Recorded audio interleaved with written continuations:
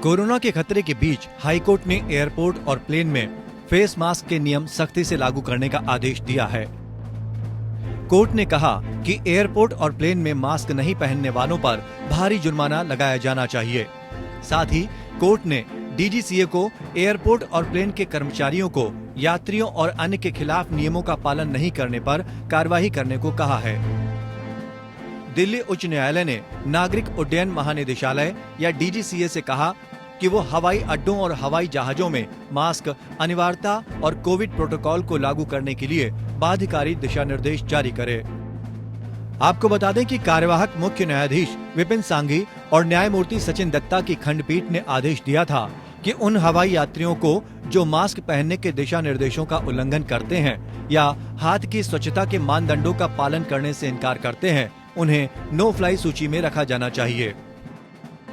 Court ने कहा कि डीजीसीए को ground staff, pilot, flight captain सहित अधिकारियों के लिए अलग से गाइडलाइंस जारी कर कोविड सुरक्षा सुनिश्चित करनी चाहिए, ताकि मास्क और हाथ साफ करने में लापरवाही बरतने वाले यात्रियों के खिलाफ त्वरित कार्रवाई की जा सके।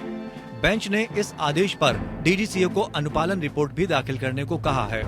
डीजीसीए के वकील ने प्रस्तुत किया कि किसी भी COVID प्रोटोकॉल और मानकों को कमजोर नहीं किया गया है और पहले के आदेश के अनुपालन में उचित निर्देश जारी किए गए थे।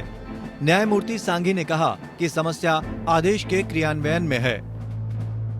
उच्च न्यायालय पिछले साल मार्च में न्यायमूर्ति C हरिशंकर द्वारा दर्ज एक स्वतः संज्ञान याचिका पर सुनवाई कर रहा था, जिसमें हवाई यात्रियों द्वारा सामाजिक दूरी के मानदंडों और मास्क पहनने जैसे कोविड प्रोटोकॉल का पालन नहीं किया गया था।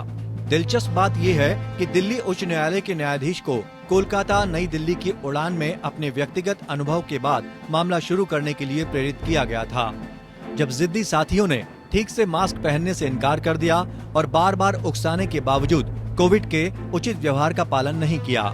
एकल न्यायाधीश ने तब मास्क जनादेश और महामारी प्रोटोकॉल के लिए दिशा निर्देश जारी किए थे, जिसमें अनियंत्रित यात्रियों को नो फ्लाई सूची में रखने पर विचार करना शामिल था।